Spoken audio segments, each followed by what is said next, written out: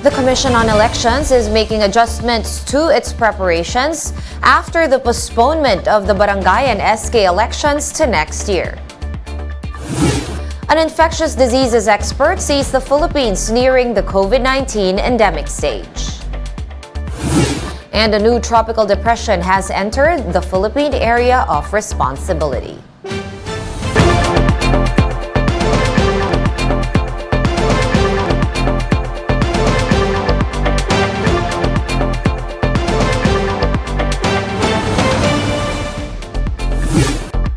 Fast, focused, and fearless. Here's a roundup of stories we're watching now. I'm Sean Yao. The Commission on Elections is making changes to its preparations for the barangay and SK elections after President Marcos approved its postponement to next year. Mon Gualvez with the report. The Commission on Elections has already started printing around 11 million ballots to be used for the Barangay and Sangguniang Kabataan elections initially scheduled this coming December. But with President Bongbong Marcos signing the law postponing the local elections to October of next year, the COMELEC has decided to hit pause on ballot printing so they can edit the dates. Despite the initial printing, COMELEC assures the public that all printed ballots will not be wasted. Gagawa lang po kami ng isang resolusyon at sasabihin namin na yung lahat ng mga balotang na print so far na may date na December 5, 2022 ay valid at pwedeng gamitin sa susunod na halalan. The awarding of contracts and procurement of other election paraphernalia will also push through. They are also preparing in case the law is questioned before the Supreme Court. What if, in any eventuality, for the sake of argument, the Supreme Court will say otherwise and that the COMELEC is not prepared? So just the same, we will proceed with the printing of the ballots. COMELEC is also set to reopen voter registration on November until May. They are also planning to implement a Register Anywhere policy in Metro Manila.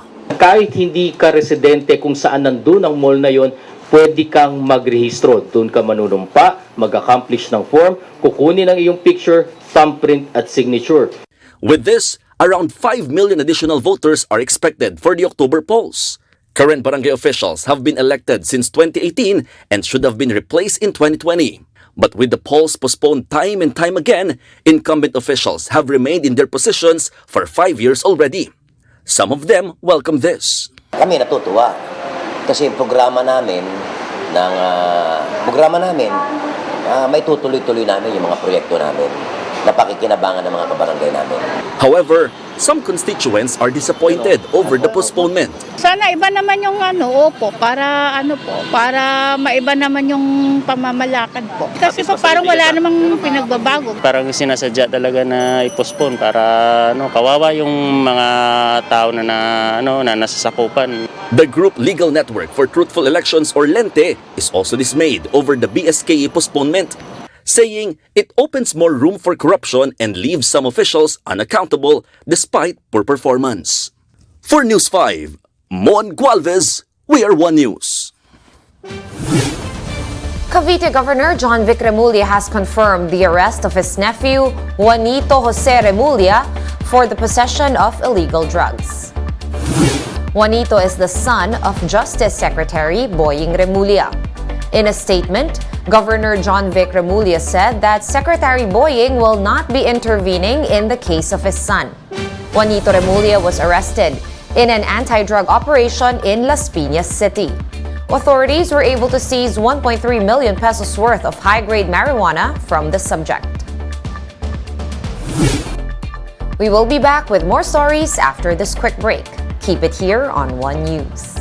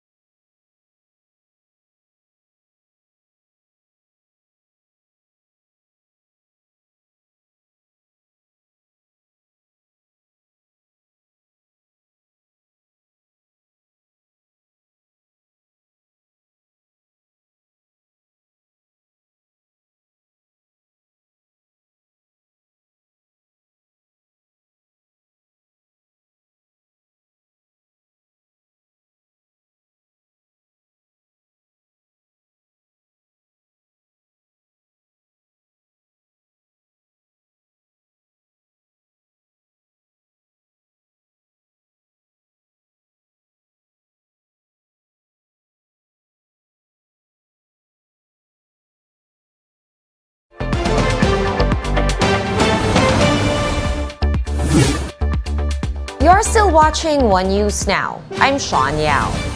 Airlines are expecting a boost this holiday season, driven by revenge travel. Gerard de la Peña with the story. The Ninoy Aquino International Airport has started to get busier by the day. Lines at the check-in counters and the immigration are getting longer. This is an indication that people are much more confident to travel after 2.5 years of lockdowns. Various airlines anticipate the return of hordes of passengers as Christmas Day draws near. And this is due to what experts refer to as revenge travel. We're just waiting for them to open up, and I think the signs are positive with Japan now, with Hong Kong now. No more quarantine. You just have to isolate for about 3 to 5 days. Taiwan is sort of opening up, although we have yet to get the full guidelines for leisure travelers. And of course, there's Macau. We also fly to Macau and Xiamen, Beijing. And so we're just really waiting for China to announce maybe in the fourth quarter it's going to happen. Cebu Pacific said it has already restored all domestic flights and a majority of international flights, except for destinations that have not yet reopened, such as China. Other carriers like Philippine Airlines and Air Asia are also expecting their passenger load to go up to over 85% by December, up from the current 80% average. We have hit the important milestone of flying 340 flights a day. So that's nearing the pre-pandemic capacity of about 420 to 480 flights. Cebu Pacific has also ramped up its international capacity as borders open up. Overseas Filipino workers, including those from the Middle East, are also expected to come home for the holidays. Kay, who lives in Dubai, is one of them. She says the last time she was here was before the pandemic hit. Parang extra special kasi kamukha sa akin 3 years to sa husband ko 4 years nang hindi umuwi. Parang mas extra yung excitement ng pag-uwi kasi ang dami ng changes sa atin. Airfares are expected to go up owing to pent-up demand and high fuel prices. But airlines assure that they will offer seat sales to perk up the aviation sector and tourism industry that have been heavily crippled by the pandemic. For News 5, Gerard de la Peña, we are One News. Let's check in on the weather. We have Tropical Depression Neneng now within the Philippine area of responsibility. Pag-asa last spotted its center some 1,050 kilometers east of extreme northern Luzon with wind speeds of up to 70 kilometers per hour. The State Weather Bureau says Neneng could intensify into a tropical storm as it approaches the landmass of extreme northern Luzon. It can either make landfall or pass very close to the Babuyan Islands or Batanes over the weekend. Let's now take a quick look at today's other top stories. Infectious diseases expert Dr. Ronjean Solante believes that the country is nearing the endemic stage of COVID-19. Solante noted that while COVID positivity rates in the Philippines remain high, hospital utilization rates are low. The COA, or Commission on Audit, found that 90% of beneficiaries of the 4Ps, or the Pantawid Pamilyang Pilipino program, remain below the poverty threshold despite having gotten aid for years. The COA said 3.8 million active 4Ps beneficiaries have been with the program for 7 to 13 years. And Precious Paula Nicole is crowned as the first ever winner of Drag Race Philippines. Her prizes include 1 million pesos and a 1-year supply of cosmetics by Filipino-American makeup artist Patrick Starr. For more updates, visit News 5, The Philippine Star, and Business World online. Visit our website, onenews.ph, for more in-depth analysis. You can also catch One News on Signal Play. Register for a free account at www.signalplay.com and stream One News live anytime, anywhere. I am Sean Yao. We are One News.